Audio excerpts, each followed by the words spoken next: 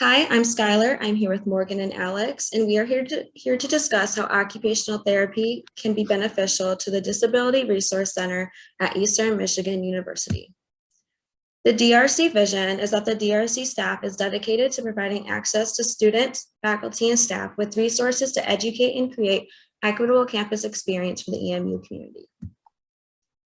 As OTs, our mission is to work collaboratively with students, faculty, and staff to educate and intervene in areas of accessibility and accommodations to enhance occupational performance. There are numerous professionals working in the DRC. The intake specialist, which manages the processes of onboarding new neurodivergent EMU students and evaluate incoming claims, as well as accommodations for students.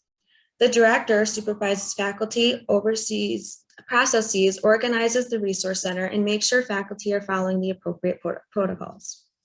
Staff working in the Center for Adaptive Technology and Education Lab, also known as the CATE Lab, assist students with disabilities by incorporating computers and technology into the learning and working atmosphere of EMU students.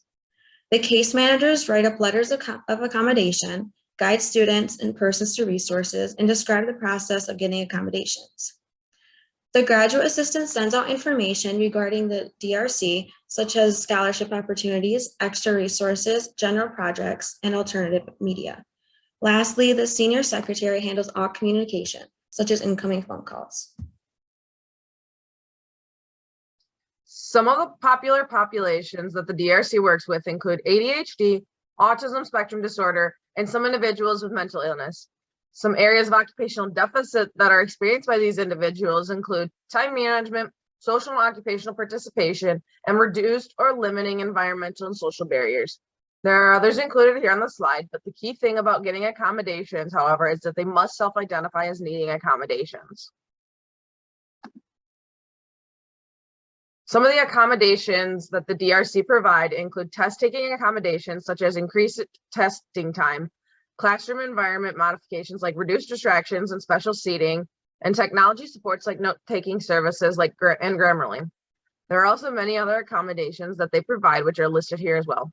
In my experience with ADHD, I got some accommodations through the DRC. However, I believe that I could have benefited from an OT's perspective and assistance in areas such as how to make a reduced distractions environment, to increase my focus, and how to improve my time management skills to better be able to balance my work, school, and my social engagements, which would then increase my occupational performance in each of these areas of my life.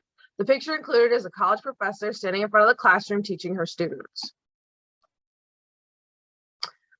Some examples of assessments that can be used would include the Canadian Occupational Performance Measure, the Occupational Therapy Health Assessment, and even informal executive function tests. Some informal executive function tests look at some of the skills like planning, task initiation, organizing tool and materials, and stress tolerance. Other examples are also here on the slide. Occupational therapists can intervene on many levels within the DRC, including physical and social environments, education, socialization, accessibility, and assistive technology. The goal within these interventions is to improve occupational performance through interventions and education. Tier 1 interventions are services for everyone, which can also include advocating and educating. Tier 2 are typically less intense, but can be used with groups or individually. And lastly, Tier 3 are intense, individualized interventions.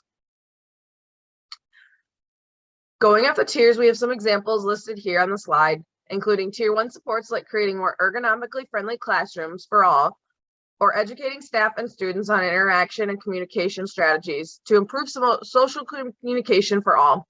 Or when looking at Tier 3, we consider using individualized stress and anxiety self-management plans, improving study skills, reducing procrastination, and modifying our own environment for improved focus.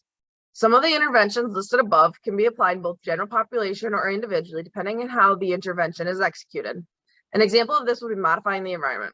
Tier 3 or an individual intervention would look at reducing the individual distractions in their environment and how to make a more focus-friendly environment. Or Tier 1 would be a group intervention or population intervention, making ergonomically friendly and accessible classrooms for all, including seating, lighting, and other sensory modifications. We are going to apply a Tier 3 intervention to an example case study. So here with me today is Julie. Julie is Hi. Julie is a 20-year-old female who enjoys working, running, hiking, horseback riding, spending time with family, painting, etc. And she was recently diagnosed with generalized anxiety disorder. And now she is experiencing some difficulties with test anxiety, socialization, time management, and organization. All right, Julie, today we're going to work through an action plan. So I'm going to ask you some questions and you can answer them as you see fit.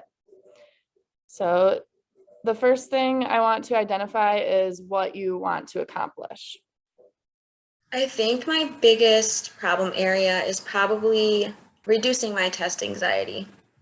Okay, and can you list a few ways that you can accomplish reducing your test anxiety?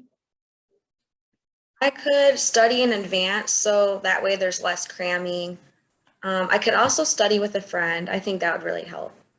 Okay, and out of those options, which one do you think you want to work on first? Study in advance. Okay, and then on a scale of 1 to 10, how important is this goal to you? An 8. Okay, and the same scale, how confident are you with accomplishing that goal? About a 7. Okay, sounds good. So this plan is going to be short term within 3 to 5 days. So what exactly do you plan to do? I think I could go over what I learned that week over the weekend, and I could pull out the key concepts from the lectures. Okay, and then you identified you're going to do this over the weekend. How long do you think you plan to do that for?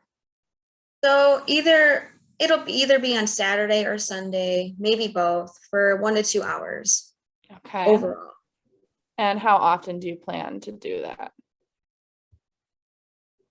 Okay. Do you have any support for you? Yes, my peers and professors would be great supports. And how will you know if you accomplished your goal?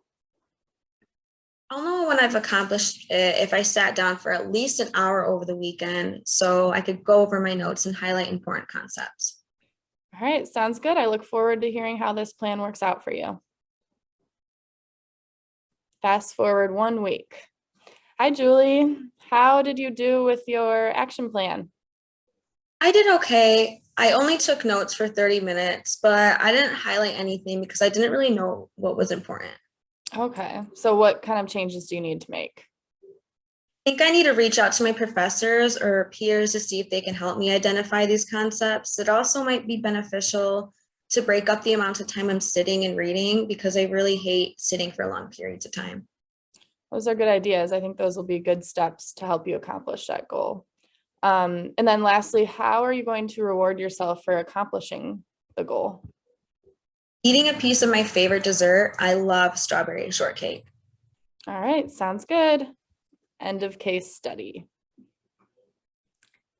So we just worked through a tier 3 intervention example, but we also wanted to highlight the importance of tier 1 interventions. So tier 1 interventions are very important from an OT perspective. As OTs, we believe that everyone should have an accessible and inclusive classroom. So our goal is to educate the university on how to create an inclusive and accessible environment for all students. OTs can obtain an array of certifications, complete continuing education courses, and always need to stay up to date on current relevant practice. Some specific certifications to enhance effective professional development in the DRC can include being certified as an autism specialist, an ergonomic assessment specialist, and a board certified mental health specialist, along with many others. There are a variety of continuing education courses for best practice in this setting. Ones that closely relate to the DRC services are those on mental health, ASD, ADHD, and sensory processing and/or sensory integration. OTs are required to stay up to date on current practice and can utilize AOT conferences, seminars, and webinars, as well as reading current evidence-based research articles relevant to this setting. Here are our resources. Thank you for listening.